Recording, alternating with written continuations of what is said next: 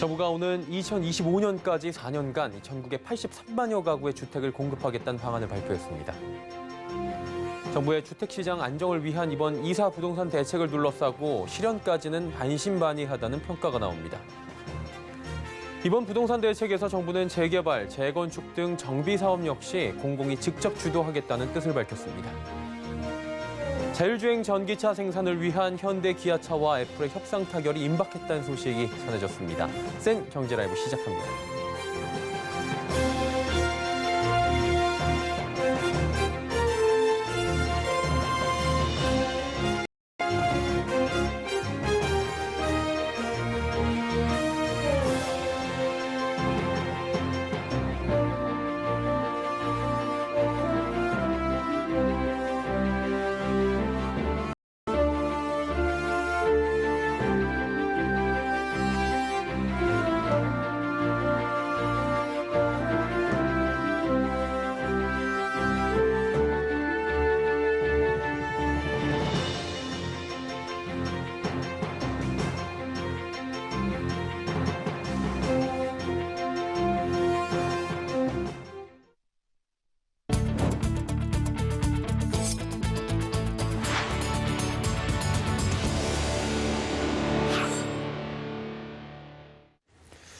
시청자 여러분 안녕하십니까? 센 경제라이브 서정덕입니다.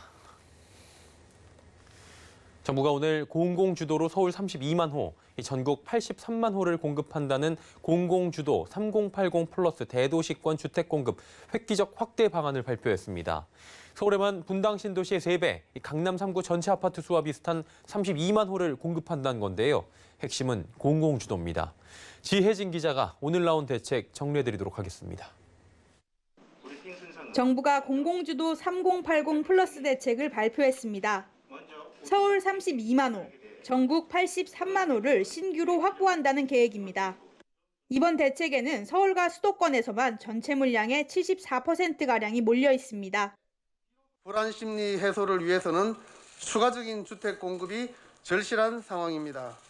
특히 내 집에 사는 분이 적고 상대적으로 주거 여건이 열악한 곳이 많은 서울과 같은 대도시는 집중적으로 주택을 공급할 필요가 있습니다. 이번 공급 대책의 핵심은 공공주도입니다. 먼저 재개발이나 재건축도 공공이 직접 시행하는 공공 직접 시행 정비 사업이 신설됐습니다. 이 사업을 통해 13만 6천 호를 공급한다는 방침입니다. 역세권, 중공업 지역, 저층 노후 지역 등은 도심 공공주택 복합 사업 방식을 3년간 한시적으로 도입합니다.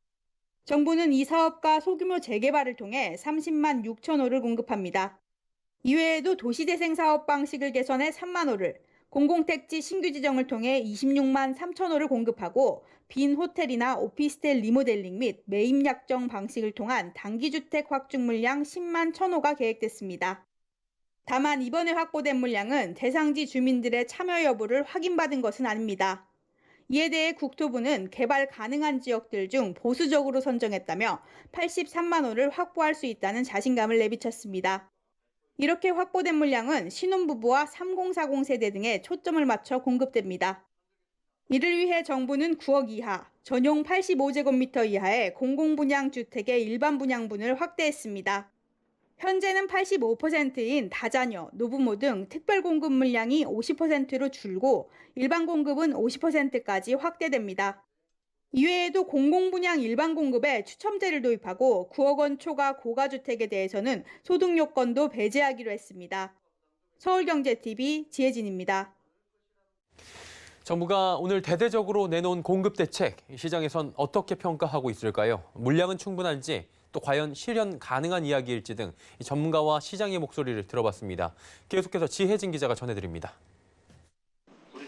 전문가들은 공공주도 3080 플러스 대책에 대해 공급이 필요하다는 시장의 목소리를 들은 것 같다는 평가를 공통적으로 내렸습니다.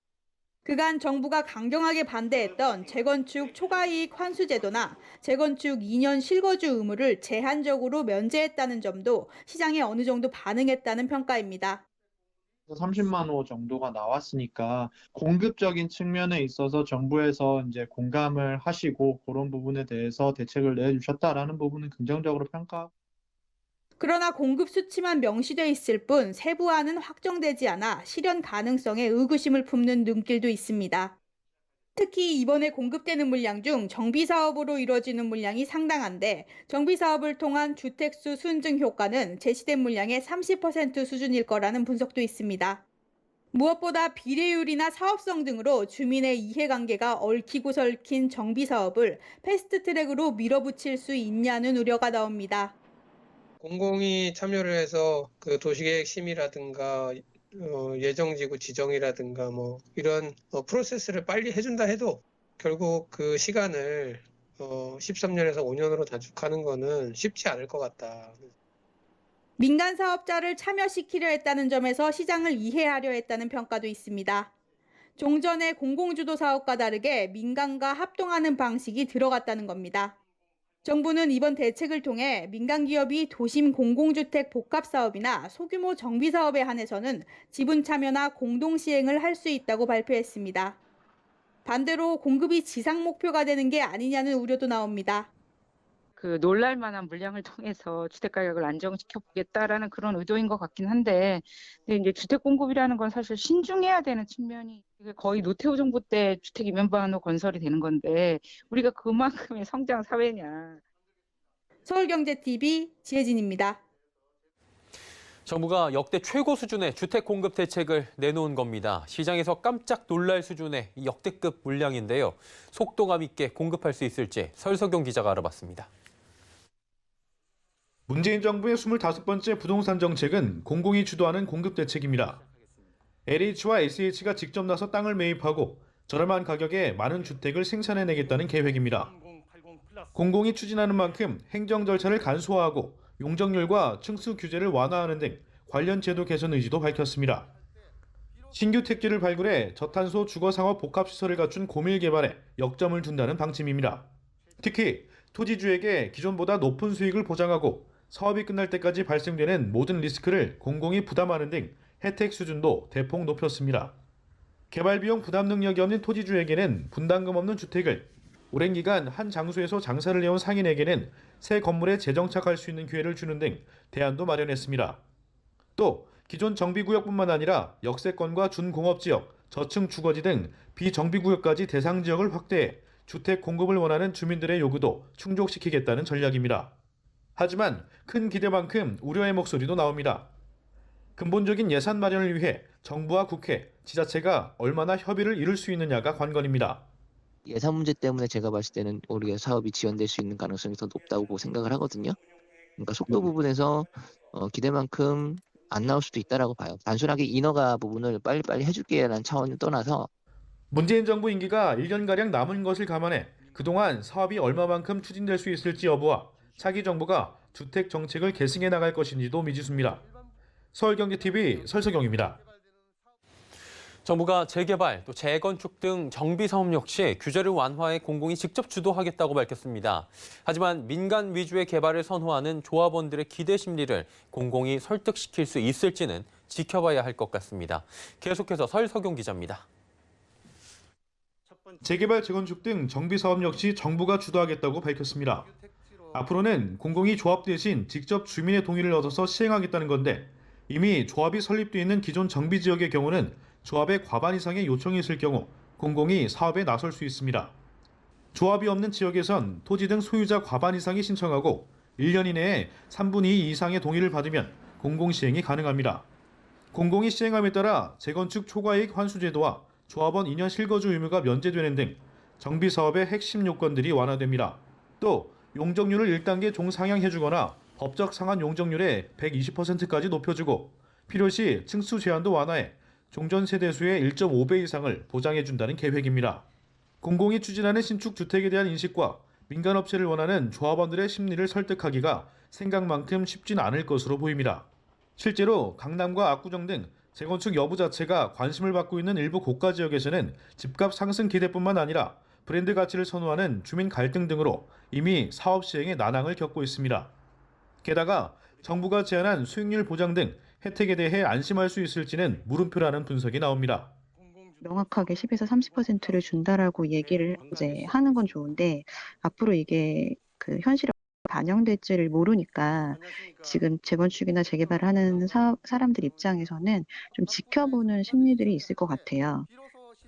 재개발, 재건축 등 정비 사업도 정부가 주도하겠다는 포부를 밝혔지만 민간 업체와의 경쟁에서 앞설 수 있을지는 지켜볼 문제입니다. 서울경제TV 설석용입니다. 정부는 오늘 이후 공공시행 재개발, 재건축이나 도심 공공주택 복합사업 구역 내 기존 부동산을 매매할 경우에 주택이나 상가의 우선 공급권을 부여하지 않기로 했습니다. 개발 예상 지역에 투기 수요가 몰리는 것을 차단하기 위해서입니다. 이날 대책으로 개발 사업을 염두에 두고 땅이나 집을 살 경우에 나중에 개발 사업에서 나오는 신규 주택을 받지 못하고 현금 청산 대상이 됩니다. 여기에 부동산의 분할이나 분리소유 등 권리 변동을 한 사례도 우선 공급권을 받을 수 없게 됩니다. 앞으로 정부는 부동산 불법 행위 대응반을 20-30명 규모의 부동산 거래 분석 기획단으로 확대 개편한다는 방침입니다. 사업 예정 구역이나 인근 지역에서 발생하는 이상 거래나 불법 행위 등 투기 수요에 대한 실거래 기획 조사 등을 벌일 예정입니다. 서울 아파트값이 재건축 규제 완화 기대감과 전셋값 상승 등의 영향으로 7개월 만에 최고 상승률을 기록했습니다. 한국부동산원에 따르면 2월 첫째 주 서울의 아파트 매매 가격은 0.1%가 올랐습니다.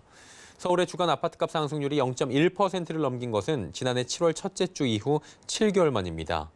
서울에서는 송파구가 재건축 단지 중심으로 가장 많이 올랐습니다. 수도권에서는 경기도가 지난주 0.4%에서 이번 주 0.47%로 상승폭을 키우며 역대 최고 상승률을 기록했습니다.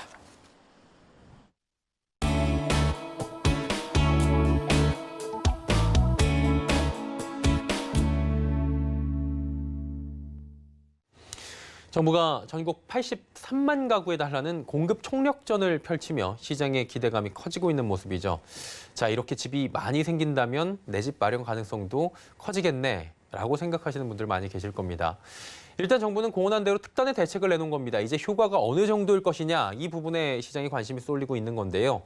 이 부동산부의 정창신 기자 연결해서 좀 더 자세한 이야기 들어보도록 하겠습니다. 나와 있습니까?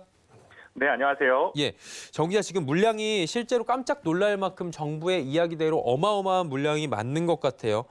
확실히 이제 공급 확대로 방향을 튼 것 같은데 정부 기조가 효과가 좀 있을까요? 네, 우선 오늘 홍남기 경제부총리 겸 기획재정부 장관의 발표가 있었는데요. 일단 한번 들어보시죠. 이번 주택 공급 확대 방안의 핵심 내용은 공공주도의 패스트트랙 지도의 마련, 그리고 추가적인 신규 택지 확보를 통하여 수도권 및 광역시를 중심으로 2025년까지 총 83만 호의 주택을 공급하는 것입니다. 네, 지금 들어보셨다시피 굉장히 힘있게 말씀하셨죠. 정부가 속도감 있게 막대한 물량의 주택 공급을 약속을 했습니다. 부동산 전문가들은 이번 공급 대책이 집값 안정에 도움이 될 것으로 관측은 하고 있는데요. 다만 단기 효과보다는 장기적으로 더 효과가 있을 것으로 보고 있습니다. 정부가 오늘 밝혔듯이 정비 사업을 속도감 있게 추진하면 기존 13년 걸리던 정비 사업이 5년가량이면 입주할 수 있게 됩니다. 그렇다면 앞으로 5년까지는 가시적인 효과가 나타난다고 장담하기 힘들거든요. 당분간 집값 상승세가 계속될 수 있다는 뜻입니다. 다만 전문가들은 공급 물량이 계속 늘어난다는 시그널만으로도 시장에 안정을 줄 수 있을 거라고 말합니다. 박원갑 KB국민은행 부동산 수석 전문위원회 얘기를 들어보면요. 시장의 공급이 대폭 늘어난다는 신호를 강하게 보내는 셈이기 때문에 계획대로 속도감 있게 추진될 경우 무주택자의 심리 안정에 기여할 것으로 보인다. 이렇게 얘기했습니다. 또 양지영 RNC연구소 소장은 공급 물량, 제초한 미부과 사업기간 단축, 추첨제 물량 확대, 이런 시장에서 예측하지 못한 획기적인 방안들이 나왔다는 점에서 기대 이상의 대책들이라고 평가하면서요. 서울 도심 공급 물량과 분양주택 공급 등에서 이 청약 대기자로 인해 집값 안정화에 도움이 될 것으로 보인다. 이렇게 밝혔습니다. 실제 이날 정부가 밝힌 공급 물량은 총 83만 6천 가구인데요. 기존 주거복지 로드맵하고 또 3기 신도시 등을 통해서 수도권에 이미 127만 가구 공급 계획이 있었거든요. 이걸 모두 합하면 200만 가구 이상으로 역대 최대 수준의 공급 대책이 되는 겁니다.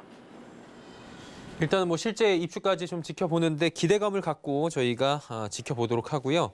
전셋값 급등세도 지금 문제인데 전셋값 얘기는 이번에 좀 빠진 것 같습니다. 좀 아쉽네요.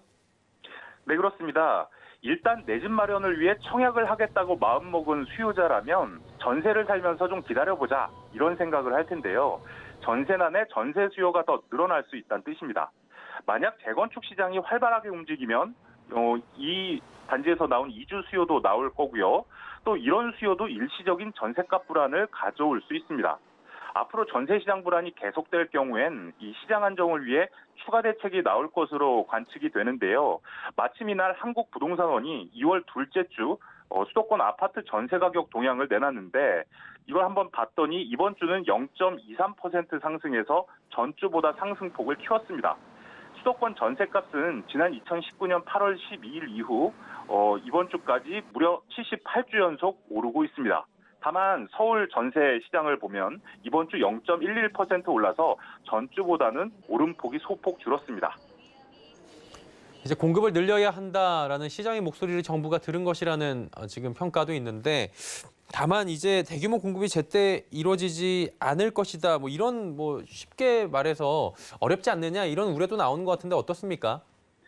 네, 오늘 대책이 나온 이후에 상상 임신 아니냐, 너무 허황된 수치 아니냐 이런 격앙된 목소리도 좀 일부에서 나오고 있는데 실제로 신규 택지에 주택을 공급할 때 흔히 일어나는 일이거든요. 가장 큰 문제가 이제 토지 수용 문제가 있는데요.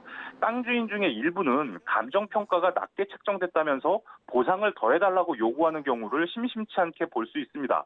또 일부 사업장에선 다수의 동의를 얻었더라도 또 소위 알박기라는 이런 세대 때문에 사업의 속도를 못 내는 경우도 있거든요. 그러니까 다양한 변수가 존재한다는 얘기입니다.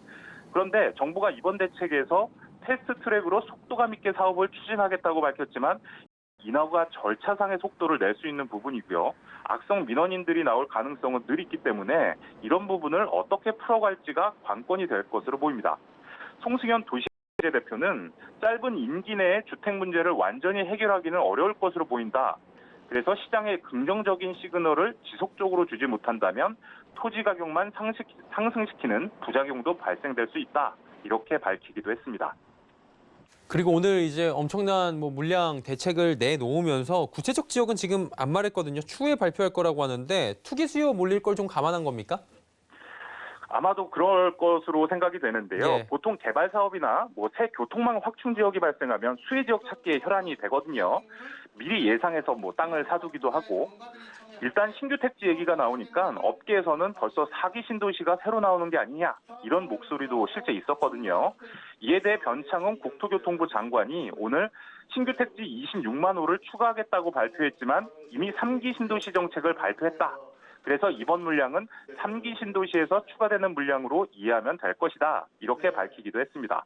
이렇다면 어느 정도 지역은 예상이 되죠. 정부는 구체적인 입지를 지자체와 두세 차례 협의한 뒤에 발표한다는 계획입니다. 정부는 또 지역이 확정되지는 않았지만 이날 대책 발표 후에 투기 수요가 몰리거나 또 거래량이 갑자기 느는 지역, 또 가격이 급등하는 모습이 나타나는 지역이 있다면 대상 지역에서 제외한다. 이런 방침도 밝혔습니다. 예, 역대급 공급 대책인 2사 부동산 대책에 대한 이야기 나눠봤고요. 부동산부의 정창신 기자와 함께했습니다. 고생하셨습니다. 네, 감사합니다.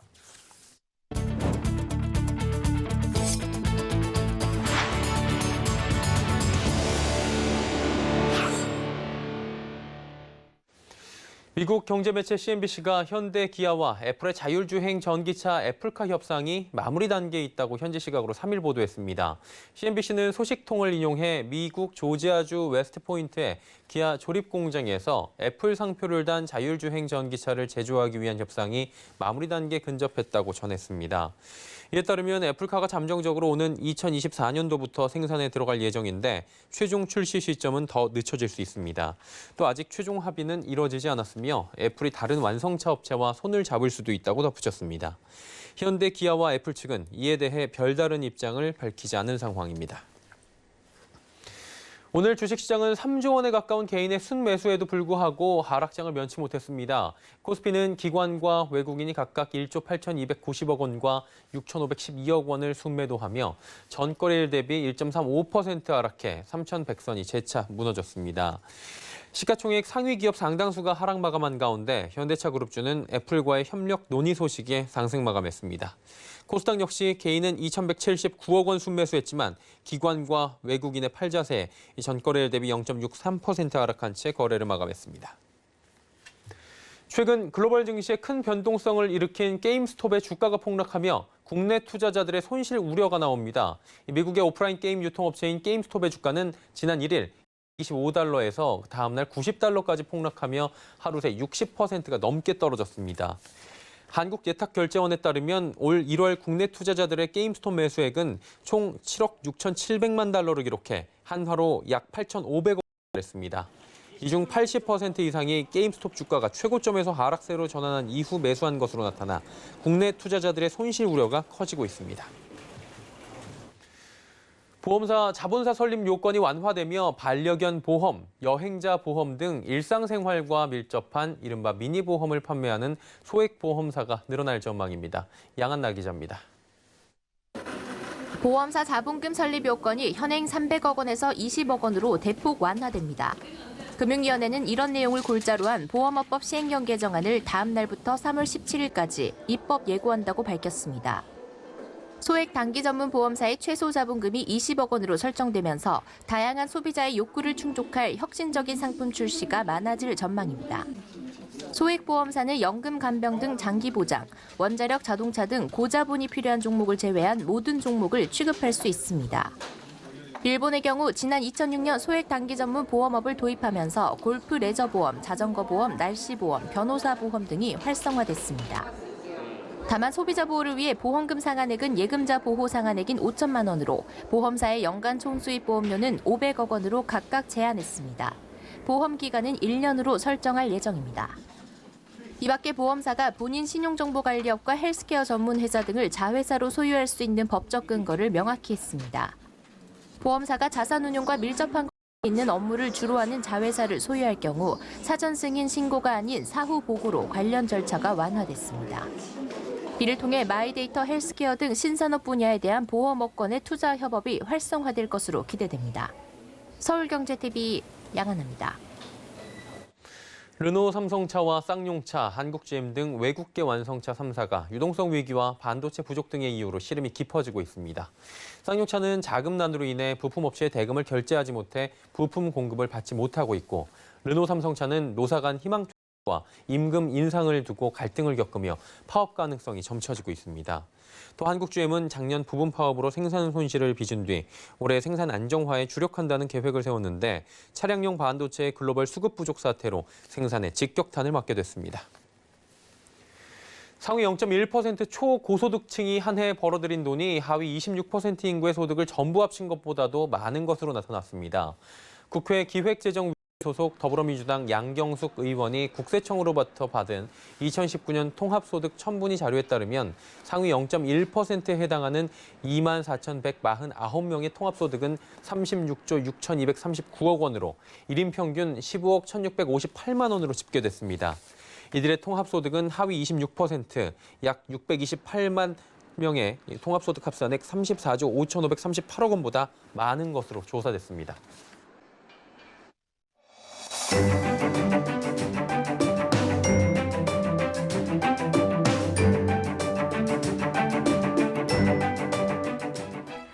안녕하세요. K웨더 라이프스타일입니다. 걱정했던 것만큼 눈이 쌓이지 않아 다행입니다. 다만 내린 눈이 녹는 가운데 날이 추워 도로가 얼어있는 곳이 많은데요. 보행 및 교통안전에 유의하셔야겠습니다. 한편 내일도 아침에는 영하권 추위가 이어집니다. 서울과 대구는 영하 5도, 광주는 영하 4도까지 떨어지겠는데요. 하지만 낮부터는 기온이 큰 폭으로 올라 온화해지겠습니다. 서울은 7도, 광주와 대구는 9도까지 오르겠는데요. 다만 일교차가 크다는 점 염두에 두셔야겠습니다. 공기질은 대체로 청정하겠지만 오후에 서쪽을 중심으로 미세먼지 농도가 한때 나쁨 단계까지 오르겠습니다. 한편 동쪽 지역은 건조특보가 내려지는 등 대기가 건조하고 내일 강원 산지를 중심으로 강한 바람까지 불겠는데요. 호흡기 건강 및 화재 사고에 주의하셔야겠습니다. 내일은 제주 남쪽 해상에서 동진하는 고기압의 영향을 받다가 제주도와 남해안은 남쪽을 지나는 기압골의 영향을 점차 받겠습니다. 전국 하늘이 차차 흐려지겠고 저녁에 제주도에는 비와 눈이, 늦은 밤 사이에는 남해안에 비가 내리겠습니다. 남해안의 비는 자정 사이 대부분 그치겠지만 제주도는 모레까지 이어지는 곳이 있겠습니다. 다음은 자세한 지역별 날씨입니다. 중부지방 구름 많다가 점차 흐려지겠습니다. 아침에는 영하권으로 춥지만 낮에는 수원 8도, 대전 9도로 온화하겠습니다. 동해안 대체로 구름 많겠고 오전 사이 강풍이 불겠습니다. 낮 동안 속초 8도, 강릉 9도로 포근하겠습니다. 남부지방 구름 많다가 차차 흐려지겠고 남해안과 제주로 비가 오겠습니다. 낮 기온 전주 9도, 부산은 10도가 되겠습니다. 남해상으로 흐려져 비가 오겠고요. 물결은 동해상으로 최고 3m까지 높게 일겠습니다. 주말에는 이맘때 기온을 크게 웃돌며 온화한 날씨가 이어지겠고요. 토요일에는 강원 영서와 제주도에 비가, 일요일에는 강원 영동에 비나 눈이 내릴 것으로 예상됩니다. 날씨였습니다. 센 경제 라이브 마치도록 하겠습니다. 함께해 주신 여러분 고맙습니다.